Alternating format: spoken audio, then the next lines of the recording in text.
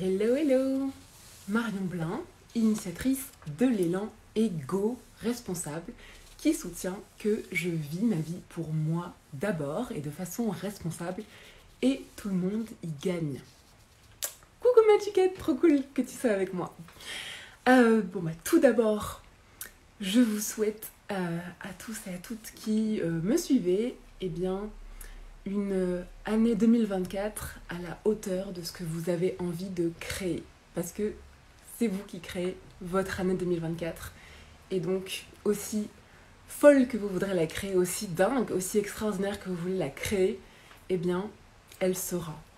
Donc, en tout cas, je vous le souhaite de tout cœur. Et c'est ce que je me souhaite à moi aussi. Je fais ce live alors que je suis à exactement 2 jours de notre envol vers le Costa Rica. Je suis absolument sous l'eau et pourtant je me suis dit que c'était quand même dommage parce que souvent on partage les choses une fois que tout est au top, tout est réussi, tout est fait et on vient expliquer que ça n'a pas été facile, etc. Et donc moi je m'étais promis en créant mes réseaux que je viendrai partager le présent, je viendrai partager la construction. C'est pour ça que je m'appelle Marion Blin The Making Of, c'est parce que je suis en construction de la version de mes rêves, de moi-même, de ma vie. Et donc je m'étais promis de ne pas venir partager que lorsque tout marche bien et lorsque tout va comme je désirais, mais aussi en fait comment dans l'effort je vis ça en fait. Parce que je pense que c'est ce qu'il y a de plus intéressant, sinon on ne voit que des gens successful arriver et on se dit, je sais pas, pour elle c'est plus facile, pour lui c'est plus facile parce qu'il a déjà l'amour de ses rêves, de l'argent, une vie de rêve, etc., etc. Et donc voilà, moi l'idée c'est quand même de témoigner que on peut partir d'une vie complètement ordinaire, une vie qui est plutôt même déjà un peu toute tracée, très conditionnée, et on peut créer la vie de ses rêves, une vie qui n'a rien à voir, une vie qui est extraordinaire dans le sens en dehors de l'ordinaire, en tout cas en dehors de ce qui était tracé. Hello Chloé, trop contente que tu me rejoignes également pour ce live. Et donc je me suis dit que en fait là ce que j'ai vécu là, de façon ces derniers mois, mais alors encore plus ce dernier mois sur la Côte d'Azur avec ma famille et avec les derniers préparatifs, la dernière ligne droite, c'est complètement dingue. C'est complètement intense, c'est fou en fait. Je ne pouvais pas imaginer ce que c'était de le vivre en fait. Et je me suis dit que c'était trop dommage parce que évidemment en fait je fais du 6h du matin, 5h du matin quand mon bébé se réveille, 2h du matin à peu près non-stop. Là ça fait déjà 2 semaines que je n'appelle plus mes amis, je leur laisse des vocaux parce que je n'arrête pas. Et donc je me suis dit, malgré tout, tu vas te trouver 1 heure pour venir faire ce live parce que c'est trop important et parce qu'il n'y aura plus jamais d'avant en fait. À partir de lundi, on décolle à 6h du matin et donc il n'y aura plus d'avant. Et donc je viens faire ce live pour témoigner de l'avant en fait, de la préparation. Donc c'est un live qui peut être un peu long parce que j'ai pris des notes sur à peu près, en fait je veux rentrer dans le détail de ce que ça prend et ce que ça prend en fait de viser un projet dingue, un projet qui sort complètement de l'ordinaire. On l'a décidé cette année, on l'a décidé en juillet, et qu'est-ce que ça fait en fait de complètement transformer sa vie et de préparer ça. Qu'est-ce que ça fait physiquement, qu'est-ce que ça fait concrètement et qu'est-ce que ça fait aussi psychologiquement. Donc je viens un peu témoigner de ça. Et donc, je vais rentrer dans le détail volontairement, aussi pour moi, pour garder une trace, et puis aussi pour tous ceux qui veulent comprendre en fait ce que ça veut dire concrètement de préparer un départ à l'étranger, un changement de vie total, mais aussi par quoi en fait on passe quand on vise quelque chose de très très différent. Qu'est-ce que ça veut dire concrètement et je viens partager comment je le vis. Donc le point de départ de cette expatriation, la réalité de ce que j'ai vécu. Alors ça remonte, pour cette expatriation, ça remonte en fait quand je suis tombée enceinte en 2022. C'est là que mon grand rêve de partir vivre une expérience de vie à l'étranger est ressorti puissance 10 000, porté notamment par le fait de vouloir proposer une éducation multiculturelle à mon enfant. Et donc à partir de là, on s'est mis, à partir du moment où j'étais enceinte, on s'est mis à chercher. Pendant un an, on a essayé de s'expatrier d'abord en Nouvelle-Calédonie, ensuite au Québec. Et à un moment, à peu près un an après, j'ai dit à mon chéri, non mais en fait, ça se fait pas pour plein de raisons. Et en fait, on va arrêter de s'acharner sur le Québec. Moi, je suis faite pour vivre au soleil, je l'ai toujours su, c'est toujours par ça que j'ai été attirée. Donc, vas-y, c'était quoi sur notre liste, le pays de nos rêves? Et en fait, dans les critères qu'on cherchait, le Costa Rica était le pays de nos rêves, c'est juste qu'on n'avait pas osé sauter la frontière de la langue. Donc on cherchait dans du francophone.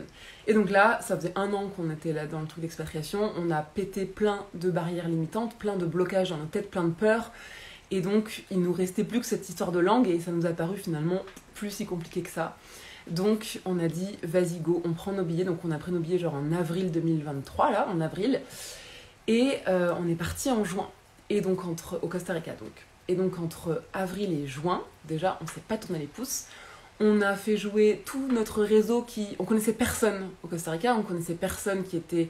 Si, on connaissait juste quelques personnes qui étaient allées au Costa Rica, et surtout, voilà, quelques personnes qui connaissaient des personnes qui étaient allées au Costa Rica, et donc en faisant jouer ce réseau à la base très basique, eh bien, on a pu choper voilà, des groupes Facebook, des machins, des trucs, et on a fait des messages Facebook, on a fait des trucs, et on a réussi à rentrer en contact avec des expats, des agents immobiliers, des avocats, voilà, plein de gens comme ça. Et donc, de avril à juin, en fait, déjà, sans en avoir parlé à aucun de nos proches, parce que, voilà, encore une fois, on était sûr de rien, et donc ça faisait déjà un an qu'on galérait et qu'on n'y arrivait pas, donc ça servait à rien de parler à nos proches. Donc tout ça, on le faisait la nuit, le soir, après que notre bébé soit couché.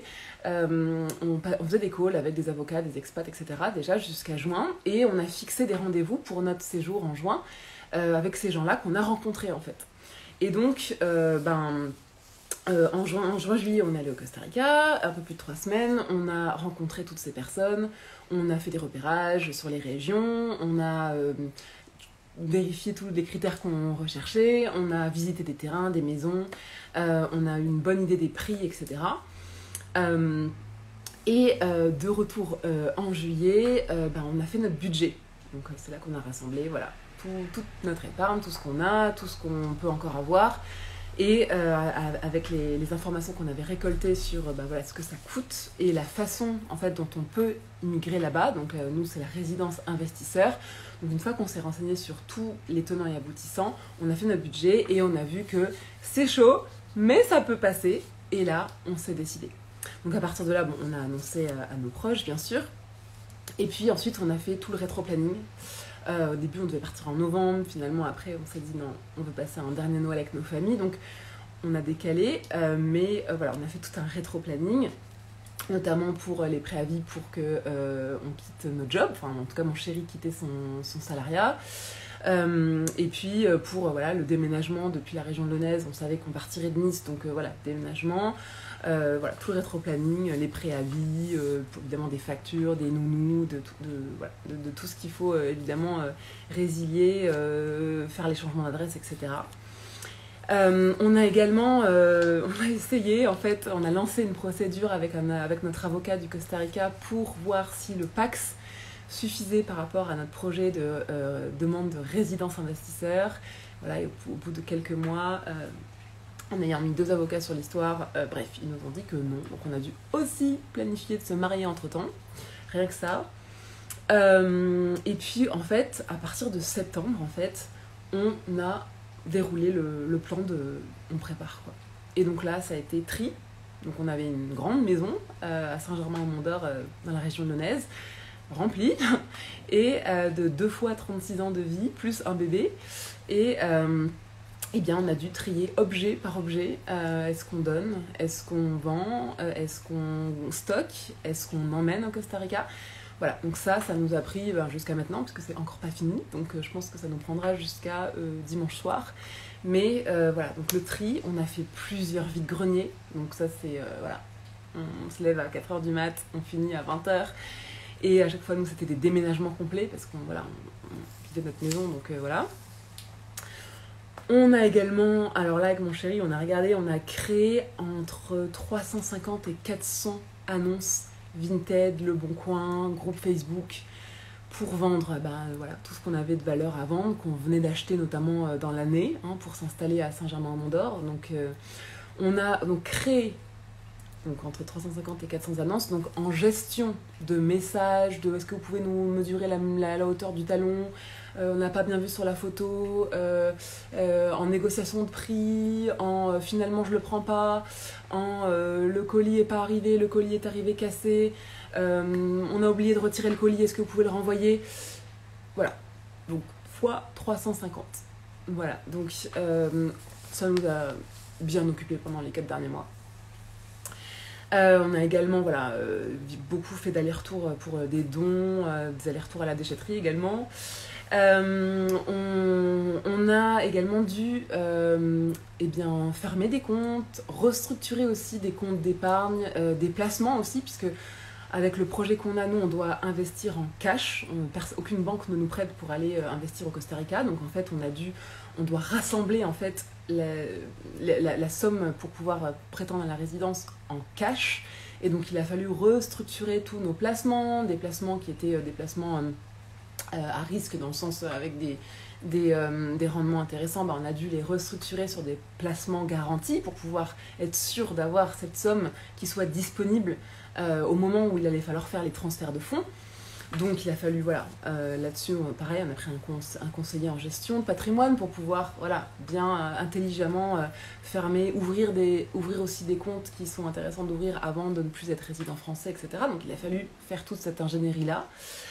Il a fallu également anticiper des procurations, et puis bien comprendre ce que ça inclut, cette résidence investisseur. Et donc il a fallu investiguer, optimiser, faire des devis, des calls, etc. pour notamment comment on allait se couvrir au niveau couverture santé. Donc en plus on a des statuts, on n'est pas tout de suite résident costaricien du tout, on aura le statut d'abord touriste, puis le statut résidence temporaire, puis le statut expat, puis le statut résidence temporaire, puis le statut résidence permanente. Donc à chaque fois, c'est une couverture de santé différente. Donc il faut anticiper, il faut bien qu'évidemment, on ne veut rien faire dans l'illégalité, donc tout doit être complètement légal par rapport à ce qu'on clôture aussi par rapport à la France. Et puis on s'est renseigné également pour une voiture, donc il faut qu'on achète une voiture arrivée là-bas, donc quel type de voiture, comment ça se passe au niveau des assurances. Pour aller acheter une voiture là-bas, il faut y aller avec un mécano, etc. Donc voilà, tout ça, il a fallu qu'on découvre. Il a fallu évidemment qu'on fasse un choix sur comment on fait que nos affaires. Donc on s'est renseigné l'import-export et on a finalement compris qu'il fallait payer à peu près 2 fois le prix de tout ce qu'on allait importer en container. Donc on a décidé qu'il n'y aurait pas de container. Donc on refait complètement notre vie à zéro avec effectivement 4 valises et 4 sacs à dos, sacs, etc. Donc 8 bagages en tout, mais donc 4 valises. Donc essentiellement des vêtements, des produits pour notre bébé, 2-3 bouquins, 2-3 affaires de toilette, des serviettes de plage, et voilà. Donc on refait complètement notre vie à zéro avec ça, c'est un choix. Et puis il faut aussi se renseigner sur là-bas, comment on va pouvoir acheter le terrain, puis ensuite construire la maison. Donc on n'a pas anticipé encore sur avec quel constructeur on va construire la maison, etc. Ça, ce sera un problème qu'on gérera là-bas. Mais en revanche, on se pointe pas dans un pays qui n'a pas la même devise, qui ne fait pas partie de l'Union européenne, et en disant vas-y, je t'achète ça en fait. Il faut ouvrir ce qu'on appelle un compte séquestre pour pouvoir transférer des fonds qui sont vérifiés. Donc on a dû attester de toute l'origine de nos fonds. Et ensuite ouvrir un dossier auprès d'une banque pour qu'elle puisse accueillir nos fonds pour pouvoir ensuite les transférer pour les divers achats qu'on va devoir faire, qui vont devoir être approuvés par un agent fiduciaire, etc. pour que ça puisse rentrer ensuite dans notre candidature à la demande de résidence investisseur. Donc voilà, il faut pouvoir jongler avec tous les acteurs de la chaîne. Il faut pouvoir voilà, gérer aussi, voilà, on a fait des collègues des courtiers en assurance voiture, en assurance habitation, etc. Entre-temps, bon, moi j'ai quand même créé ma société en France, donc il a fallu aussi voilà, voir comment gérer, à quel moment je la ferme en France, à quel moment j'en réouvre là-bas. Donc aussi gérer tout ça. Et puis, ben, il y a aussi toute la partie France, évidemment. Donc, ben, il faut qu'on a mis notre voiture en vente, notre voiture en France, sauf qu'on en a besoin jusqu'au dernier moment. Donc, gérer qui va la stocker, qui va s'en occuper, comment on temporise, etc. Qui va stocker en fait les dernières choses de valeur qu'on n'a pas encore vendues. Mais c'est de l'argent dont on a besoin. Donc, en fait, voilà, comment on les stocke, comment on gère ça à distance, etc. Évidemment, on a fait tous les derniers checks santé, en priorité pour notre enfant, les derniers vaccins, voilà, la trousse pharmacie, etc. qu'il faut pour là-bas. Nous aussi, on a vérifié nos vaccins. On a également prévu quand même quelques habits, machin, pour 2024 pour notre bébé, parce qu'en fait, on ne sait pas du tout ce qu'on va pouvoir trouver là-bas, ou comment, quand. Et donc, quand on arrive, ben, il va directement faire 35 degrés. Donc, voilà, on a prévu pour 2024, voilà, des trucs on sait pas comment, voilà, on sait pas encore comment on va trouver ça là-bas, donc on a dû anticiper ça. On doit encore voilà, changer nos forfaits téléphonie mobiles en France, parce que voilà, on va devoir voilà, forcément on va plus être en France, donc on va changer nos forfaits. On doit gérer voilà, tout ce qui est excédent bagage, bien sûr, les transferts ensuite, une fois arrivé là-bas. De l'aéroport, on a demandé un minivan parce qu'on va être hyper chargé. On doit louer une voiture en arrivant parce que le temps qu'on en trouve une autre, qu'on en achète une autre, ben, il faut, voilà, on a un bébé, donc on va devoir circuler aussi en voiture. On a des rendez-vous avec des avocats, des agents fiduciaires, des rendez-vous avec des mécanos et des propriétaires qui nous vendraient leur voiture. On a voilà, des rendez-vous avec des concessionnaires, avec des banques, des courtiers, etc. Donc il faut pouvoir se déplacer quand même assez rapidement. Voilà, on a également réservé notre Airbnb pour la capitale, puisque c'est à la capitale qu'on va faire toutes les premières démarches. On ne sait pas combien de temps, parce qu'on ne sait pas quand est-ce qu'on va pouvoir trouver et acheter la voiture. Donc voilà, on a dû mettre des options voilà, sur la durée. Et puis on a dû anticiper sur le logement, évidemment, quand on arrive dans la région dans laquelle on va s'installer. Et donc on a dû effectivement anticiper tout ça également. Voilà, donc ça c'est un résumé, mais j'ai oublié évidemment plein de choses, mais c'est un résumé de l'ensemble des démarches que on a dû voilà, gérer sur 4 mois. Souvent tard le soir, parce qu'en fait avec le décalage avec le Costa Rica, en fait les gens ne sont pas disponibles avant 21h, donc en fait voilà, on en a passé des nuits à finir à 2h du matin avec un bébé qui on se dort pas très bien en fait, et là on est il dort avec nous en fait, donc en fait il nous entend, donc en fait voilà, en général on a à peu près 4 heures de sommeil par nuit, et pas un sommeil de super qualité, parce qu'on vient se coucher à 1h30, 2h quand on a fini nos démarches, et notre bébé voilà, il se réveille aléatoirement à 4h du matin, à 5h du matin, donc voilà, c'est en plus voilà, la fatigue en fait qui se cristallise. On ne s'imagine pas tout ce qu'il y a derrière un projet pareil. C'est pour ça en fait que je voulais venir témoigner, c'est parce qu'en fait, on ne peut pas s'imaginer, moi-même avant de le vivre, je ne pouvais pas m'imaginer, donc je trouve ça intéressant parce que on voit des gens qui changent de vie, voilà, mais on se dit, il a eu de la chance, c'est trop cool, ça s'est bien passé, ça a dû être géré, ça a dû être facile. Et en fait, l'intérêt, c'est quand même moi je trouve que c'est de voir ce que ça prend concrètement, en fait, parce qu'il n'y a pas de miracle, en fait. L'idée, c'est d'aller chercher la vie de nos rêves avec ce que ça demande, en fait. Voilà. Et en même temps, quand même, dans ces 4 mois, en même temps qu'on a fait tout ça, en fait, on avait quand même un bébé qui, au Costa Rica, avait 6 mois, qui maintenant en a un an. Donc, on avait ce bébé-là, avec lequel, évidemment, aucune option de dégrader son expérience à lui, hein, donc on est présent pour lui, etc. Donc voilà, on a dû faire avec notre bébé. On a quand même créé nos 2 sociétés également, hein, et puis on a géré un déménagement de Lyon à Nice, et puis on a rassemblé nos 2 familles pour les fêtes, et puis on a également géré le au revoir à plein de personnes au fur et à mesure. Voilà, donc ça en parallèle de toutes les démarches qu'on avait à faire. Et donc, comment en fait je l'ai vécu? Eh bien en fait je dirais qu'au-delà en fait de la rigueur, de l'organisation, voilà, du fait de devoir jongler en anglais, en espagnol, dans les démarches, des démarches compliquées, lire des contrats, des machins, de la capacité d'anticipation et tout, en dehors de tout ça qui, on va dire, voilà, sont des compétences voilà, plus ou moins cérébrales, etc. Je dirais que les plus gros challenges pour moi, en fait, ça aura été en fait de gérer donc la frustration en fait d'être auprès de ma famille, d'avoir rassemblé nos deux familles pour Noël et de ne pas pouvoir être 100% dispo en fait pour profiter d'eux jusqu'au dernier moment, profiter de mes amis jusqu'au dernier moment. Impossible. Ben, tout ce que je vous ai cité avant, ça peut pas se faire tout seul en fait. Et la journée, notre bébé, en fait, quand il est réveillé, ben, il court partout, il apprend à marcher, il demande nos bras, il a faim, il faut le changer, etc. Donc en fait, il joue avec toutes nos affaires qu'on vient de ranger dans la valise, etc. Donc en fait, on a peu de temps en fait pour pouvoir faire tout ça. Et en même temps, on avait envie de profiter de nos proches, on avait envie de profiter de la région. Et donc cette frustration-là, elle a été dure pour moi à gérer. Et en même temps, je me suis à chaque fois dit, Marion, voilà, essaye juste les moments où tu passes avec ta famille, tes amis, tu profites à fond. Tu stoppes la to-do list qui tourne en boucle, tu profites à fond. Par contre, tu poses tes limites et tu expliques. Et c'est ok en fait. Tu sais pourquoi tu le fais. Et donc, encore une fois, fais confiance que les gens qui t'aiment comprendront. Il y a également voilà, la frustration de ne pas avoir eu assez de temps pour mon business, typiquement pour venir partager sur les réseaux.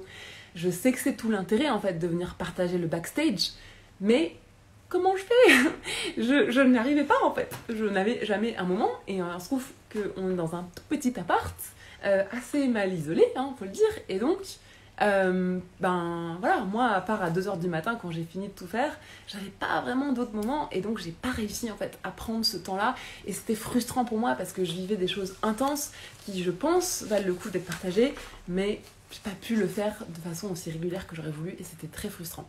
J'ai dû également m'arrêter de coacher et mentorer à partir de à peu près de Noël quoi. Bon, ce qui est déjà pas mal, hein, j'ai pu maintenir jusqu'à Noël, mais après c'est vrai que voilà, entre nos deux familles et la to-do list, j'ai dû arrêter et voilà, ça aussi c'est frustrant pour moi parce que ça me nourrit, ça me donne beaucoup d'énergie hein, de coacher, de mentorer, donc ça me manque, j'ai hâte de reprendre ça en janvier avec mes mentorés, mes coachés, etc. Et puis il a fallu voilà, gérer la fatigue physique, hein, parce qu'on ne dort pas beaucoup en plus de tout ça. Et puis la fatigue mentale, pour moi, la charge mentale, je suis vraiment dans le couple, en tout cas, je suis beaucoup celle qui anticipe, je suis celle qui optimise, qui pose les choses dans le temps à l'avance. Et donc mon chéri prend beaucoup la partie exécution, la partie logistique, etc. Donc lui, il a peut-être plus une fatigue physique sur ce plan-là. Moi, j'ai vraiment une fatigue de charge mentale. Donc ça, pareil, difficile à gérer. Pourquoi ? Parce que à côté de ça, j'ai un bébé qui me demande et qui en a rien à faire et qui n'a pas à en pâtir. J'ai une famille que je vais quitter bientôt et à laquelle j'ai pas envie de faire peser la chose. Et c'est pas facile. Quand mes ressources sont à bout, c'est pas facile. Alors je vous cache pas qu'il y a des fois où j'ai un peu craqué, où j'ai paniqué, où j'ai communiqué mon stress. Voilà, c'est ok. Et je sais que les gens autour de moi, mes proches comprennent, mais parfois c'était vraiment difficile de me recentrer dans ça fait partie du truc et c'est ok. Voilà, et puis donc il a fallu constamment aussi se resynchroniser aussi avec mon chéri parce que voilà, on a tellement de choses à faire, il fallait vraiment qu'on capitalise sur nos atouts en fait, chacun, on est très différents, donc on est très complémentaires, donc c'est génial. Mais voilà, il fallait tout le temps qu'on se resynchronise, qu'on à des moments on craquait un peu parce qu'en fait on avait tous les deux l'impression d'être sous l'eau et on avait l'impression que ce qu'on faisait à chacun n'était pas reconnu. Lui, c'est très visible ce qu'il fait puisqu'en fait lui il emballe des colis, il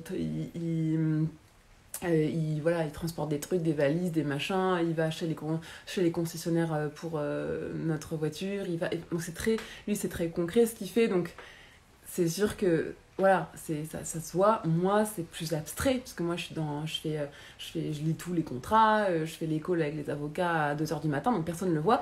Et donc, c'est vrai que voilà, il a fallu aussi des fois que on repose les choses, on se resynchronise et on revalorise l'apport de chacun en fait, qui est très différent et qui est indispensable évidemment pour le projet.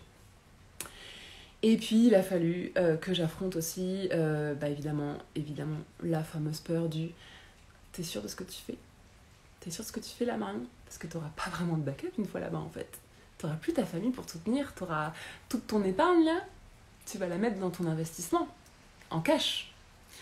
Voilà, tu recommences à zéro avec 4 valises, il va falloir tout racheter, tout. Il va falloir créer ton business qui débute. Mon chéri, il n'a pas encore vraiment commencé son business puisque ça va être un business local. Voilà. Donc, combien de fois j'ai eu cette petite voix de t'es sûr de ce que tu fais là? C'est chaud quand même. Et la réponse a toujours été évidemment que je suis sûre de ce que je fais. Évidemment que c'est chaud. Et c'est parce que je me lead moi-même, c'est parce que j'arrive à dépasser ces angoisses-là que je sais que je vais créer quelque chose de grand. C'est évidemment proportionnel en fait. Si jamais je me mets que des petits obstacles à dépasser, ça va pas me faire créer quelque chose de grand. Là, pour la vie que je désire, je trouve assez normal que je passe par ces angoisses-là, ces challenges-là. Ça me semble assez proportionnel. Donc voilà, il a fallu que je me lead intérieurement à travers ça. Et c'est franchement pas facile, je ressens beaucoup de pression parce que c'est quand même... je suis à l'initiative de ce rêve-là. Je prends aussi pas mal la pression en fait, de faire décoller mon business pour supporter en fait, ce projet-là, etc. Donc c'est pas du tout évident pour moi. Et donc je dois l'idée avec ça, je dois avancer avec ça, je dois soutenir ma fréquence de vérité. Voilà, pour ma fréquence de vérité par rapport à ce rêve en fait. Oui, j'y crois, oui, il est là, oui, je fais tout pour en fait, oui, ça va marcher en fait. Alors que je n'ai aucune preuve à date. Aucune garantie, rien, je veux dire. À date, j'ai aucune garantie que ça marche. Et donc je fais avec ça. Donc voilà, c'est toute cette dualité-là entre le bonheur d'être dans une région magnifique sur la Côte d'Azur, chez moi en fait, parce que je suis née ici, d'être évidemment auprès de mes proches, ma famille, ma meilleure amie, etc. Évidemment, il y a ce bonheur-là, cette joie-là, les fêtes de Noël où on a rassemblé nos familles, c'était extraordinaire. Et il y a toutes ces angoisses-là, toute cette charge physique, mentale. Donc c'est cette dualité-là que je vis en fait depuis 4 mois, mais que je soutiens particulièrement fort, intensément ce dernier mois. Et donc en fait je sais que rien que maintenant, là, au pied de l'avion, je sais déjà qu'avec mon chéri, nous ne sommes pas le même couple qu'au début 2023. Rien que d'avoir vécu ça, et je pense de la façon dont on l'a vécu, donc je pense qu'on peut être assez fiers.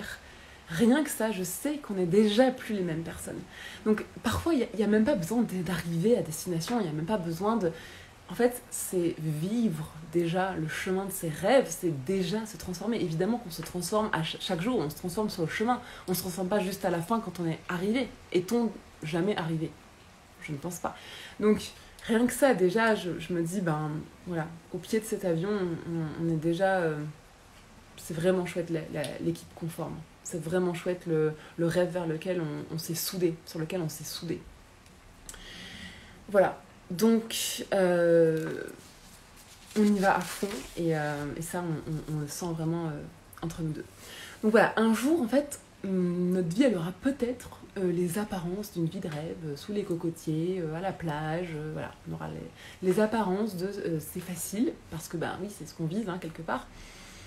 Mais en fait, autant qu'on aura choisi de s'offrir cette vie, on aura choisi de passer par tout ce qu'on passe là, aujourd'hui en fait, en ce moment.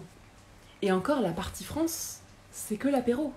Parce qu'en France, on est dans notre langue. En France, on est entouré, on est aidé par nos proches. Et en France, on n'a pas encore mis toute notre épargne sur la table. Donc psychologiquement, on sait qu'on va encore devoir passer par des choses vraiment beaucoup plus challenging une fois qu'on sera outre-Atlantique, seul, et complètement décontenancé. Donc voilà, donc c'est que l'apéro, et donc on se met en chauffe en fait. Voilà, donc moi l'idée c'est que, et c'est sur ça aussi que j'accompagne bien sûr, j'accompagne sur le fait de bien définir ses rêves, ses vrais rêves, ses rêves alignés. Donc ça c'est quelque chose sur lequel j'accompagne. Et c'est ce qu'on a fait, nous, notre rêve, il n'y a pas, malgré tout ce sur quoi on est passé, malgré toutes les angoisses qu'on a tous les jours, de est-ce qu'on est sûr, est-ce que machin, en fait, à aucun moment on s'est dit, non mais en fait, on s'est illusionné, on s'est monté à la tête, en fait on veut pas du tout partir au Costa Rica, en fait on veut plus, on veut pas, jamais, en fait on est trop content, en fait. Donc c'est là qu'on voit que c'est un rêve qui est aligné. Après que ce soit pas facile, c'est normal en fait, parce que c'est un rêve grand, mais c'est aligné. En fait, on sait que c'est ce qu'on veut, en fait. Donc l'idée, voilà, c'est de bien définir des rêves qui sont alignés, qui nous ressemblent, ceux pour lesquels on sent que c'est vrai dans notre corps, on sent qu'on est fait pour ça, en fait. Et ensuite, il faut décider qu'on a le pouvoir de les créer. Ça c'est à nous, en fait, de le décider. Donc ça aussi, j'accompagne là-dessus, pour pouvoir vraiment décider que, en fait, mais c'est ça que tu veux, c'est ça que tu sens, pour lequel tu es fait, en fait. Mais tu peux décider que tu as le pouvoir de le créer. Et ensuite, et c'est là que prend tout finalement l'ampleur de mes accompagnements, et mes mentorés me le disent à chaque fois, et je l'expérimente moi-même en tant que mentorée avec ma mentor, c'est soutenir ensuite cette fréquence de certitude que oui, on est en chemin vers notre rêve, oui, on est tout à fait en train d'avancer vers notre rêve, oui, notre rêve est là, oui, on est complètement dans la bonne direction, on avance. Soutenir cette fréquence de certitude dans le temps, sur la durée. En fait, l'impulsion c'est important, l'impulsion dans la bonne direction c'est important, mais ensuite l'endurance, c'est ça qui va faire la différence entre ceux qui s'arrêteront ou diminueront leur rêve au milieu et les finishers en fait. Donc voilà, soutenir cette fréquence de certitude,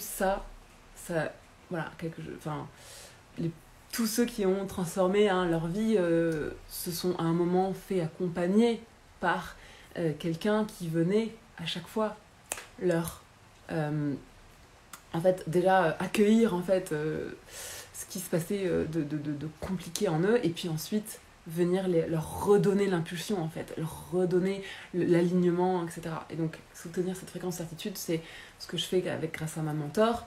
Et c'est ce à quoi j'accompagne également dans les personnes qui veulent transformer leur vie également.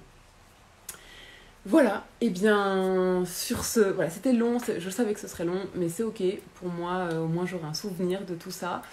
Pour ceux qui n'aiment pas les détails, c'est sûr que ça va pas forcément être très intéressant, mais moi je trouvais que c'était intéressant à un moment de dire ce qui se passait vraiment derrière, quoi, en fait, quand je disais c'est chaud, c'est dur, j'ai pas beaucoup de temps, etc. Pourquoi je disais ça? Est-ce que c'était juste pour me la raconter, ou est-ce que vraiment j'avais vraiment concrètement beaucoup de choses à gérer? Voilà, donc on verra comment je traverse les challenges outre-Atlantique. En tout cas, moi, ce que je fais comme vœu, c'est d'avoir le courage en fait de venir les partager en transparence, même si parfois je sens que je les gère pas forcément comme j'aimerais les gérer, même si c'est plus difficile encore que j'imaginais. J'espère que j'aurai ce courage de venir partager, pas forcément sur le moment, mais en tout cas dès que je saurai quoi en faire et que ça deviendra intéressant. Parce que, encore une fois, je pense qu'on on n'incarne pas assez en fait la puissance sur le chemin d'eux, en fait. On voit beaucoup de personnes qui partagent waouh, regarde comment je vis ma meilleure life, mais moi je voulais modeler, je veux incarner cette nana qui il y a encore 2 ans vivait sa vie métro boulot dodo à Paris, malheureuse comme les pierres, c'est ça qu'on dit, je sais plus, mais malheureuse, qui n'arrivait pas à réaliser son rêve depuis 13 ans, et qui était enfermée en fait dans son histoire de le meilleur poste, le meilleur truc, le statut, le machin, voilà, et qui voulait pas d'enfant, voilà. Et aujourd'hui, je réalise mon rêve, mon plus grand et mon plus vieux rêve d'aller vivre une expérience de vie à l'étranger. Je le fais avec mon bébé, je le fais avec mon chéri, avec lequel je suis super en phase. Donc, tout est complètement possible.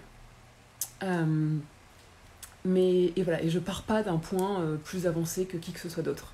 Moi, il y a encore un an, je ne savais absolument pas ce que j'allais pouvoir faire. Je savais ce que je voulais plus. Je savais pas ce que j'allais faire comme métier.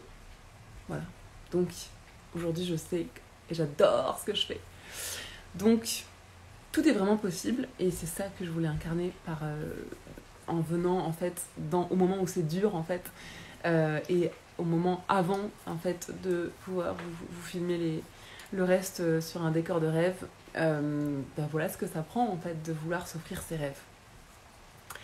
Voilà, et sur ce, merci beaucoup. Je vois que ceux qui se sont connectés au début m'ont suivi jusqu'au bout. J'espère que ce sera d'intérêt. Et sur ce, je ne pense pas revenir en live, on sait jamais, mais je ne pense pas revenir en live avant le Costa Rica. Donc, je vous embrasse bien fort et je vous dis à bientôt sous les cocotiers. Salut, salut!